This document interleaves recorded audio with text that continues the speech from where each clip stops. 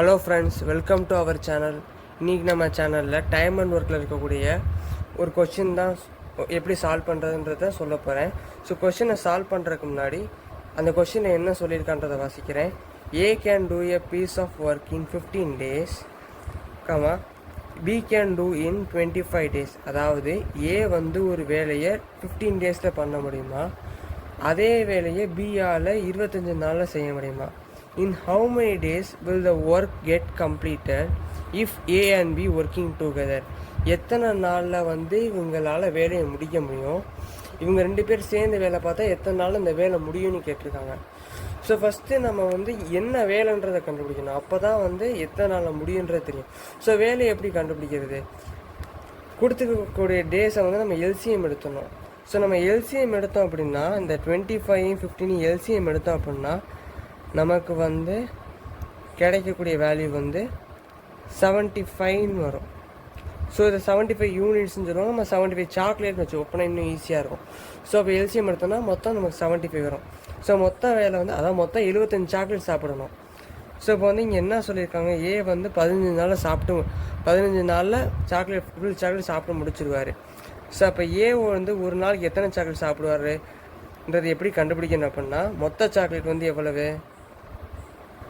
75. அதான் மேலே போட்டுருந்தோம்.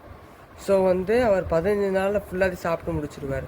அப்போ டிவைட் பை 15 போட்டோம் அப்படின்னா நமக்கு வந்து ஒரு நாளில் எத்தனை சாக்லேட் சாப்பிடுவார்னு தெரியுது. அடித்து கொடுத்தோம் அப்படின்னா நமக்கு வந்து 5 வரும். ஸோ அப்போ ஏ வந்து ஒரு நாளைக்கு 5 சாக்லேட் சாப்பிடுவார். அப்படி அவர் 5 சாக்லேட் சாப்பிட்டாருன்னா 10 நாளைக்கு 50 சாக்லேட் சாப்பிடுவார்.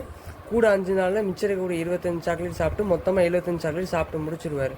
ஸோ அப்போ நம்ம அதே மாதிரி பியோட எஃபிஷியன்சி என்னன்னு பார்த்தோம் அப்படின்னா, பிஸ் எஃபிஷியன்சி. ஸோ பியோட எஃபிஷியன்சி வந்து பி வந்து ஒரு நாளைக்கு எத்தனை சாக்லேட் சாப்பிடுவான்றது தெரிஞ்சால் தான் நம்மளால் அடுத்து ஃபர்தராக மூவ் பண்ண முடியும். ஸோ அப்போ மொத்த சாக்லேட் வந்து 75. பி வந்து எத்தனை நாள் சாக்லேட்டை மொத்தம் சாப்பிட்டு முடிக்கிறார்? 25 நாளாக சாப்பிட்டு முடிக்கிறார். ஸோ இதை அடித்து கொடுத்தா அப்படின்னா நமக்கு வந்து 3 வரும். ஸோ அப்போ பி வந்து ஒரு நாளைக்கு 3 சாக்லேட் சாப்பிட்றாரு. ஸோ இப்போ இவர் ஏ வந்து ஒரு நாளைக்கு 5 சாக்லேட் சாப்பிட்றாரு, பி வந்து 3 சாக்லேட் சாப்பிட்றாரு. இப்போ நம்ம கொஸ்டினில் கேட்டது என்ன, இவங்க 2 பேரும் சேர்ந்து வேலை பார்த்தா மொத்த வேலை வந்து எத்தனை நாளில் முடியும்னு கேட்டிருக்காங்க. ஸோ மொத்த வேலை டோட்டல் ஒர்க் என்னது?